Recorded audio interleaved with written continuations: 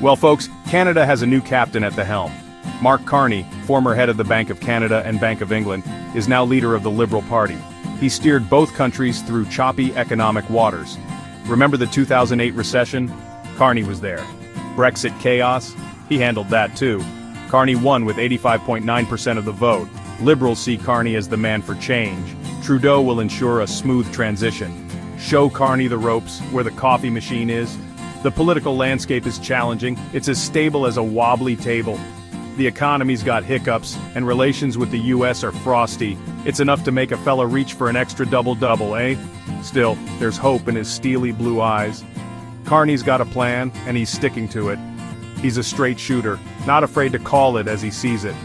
After years of political spin, a little honesty goes a long way. Let's address the elephant in the room, or should I say, the elephant south of the border. Relations with the US have been better, to put it mildly. It's like that neighbor who keeps borrowing your lawnmower and never returns it, except on a much larger scale. Trump's been throwing jabs left and right, blaming Canada for everything from illegal immigration to the price of milk. He's slapped tariffs on our goods, threatened to annex us. You know, just your casual, neighborly behavior. Canadians haven't taken this lying down, mind you. Remember those boos during the US national anthem at the hockey game? Yeah, that's how we roll. Carney's not one to back down from a fight, especially when it comes to defending Canada's interests. He's made it clear respect goes both ways. He's vowed to maintain those retaliatory tariffs until the US starts playing nice. In his victory speech, he didn't mince words. America is not Canada, and Canada never ever will be part of America. Mic drop, eh? Now some folks might call this approach confrontational. But you know what? Sometimes you gotta stand up for yourself, even if the other guy is bigger than you. And let's be honest, this isn't just about economics, it's about pride. It's about showing the world that Canada's not just America's hat. We're our own country, with our own values and our own identity. And under Carney's leadership, we're not afraid to make that clear. Okay, so we know Carney's got the guts to stand up to Trump. But what about his plan for Canada? Well, folks, get ready for a green revolution because Carney's all about tackling climate change while boosting the economy.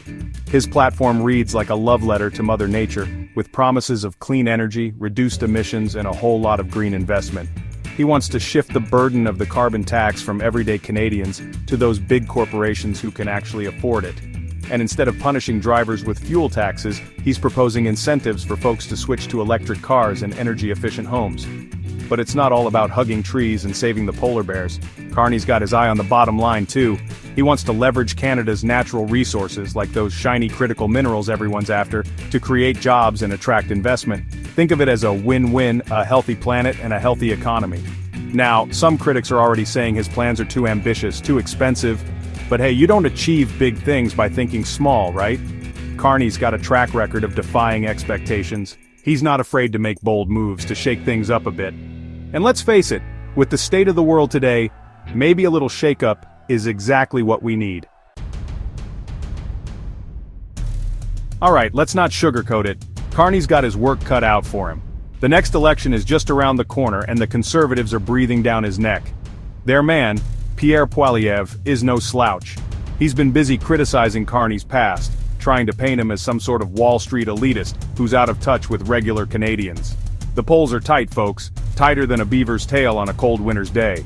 But remember, this is politics, and anything can happen. Carney's got charisma, he's got experience, and most importantly, he's got a vision for a stronger, more prosperous, and dare I say, a greener Canada. So buckle up, Canada, because the next few months are going to be a wild ride.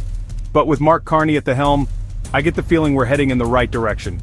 He's got the brains, he's got the guts, and most importantly, he's got the heart to lead Canada into a brighter future.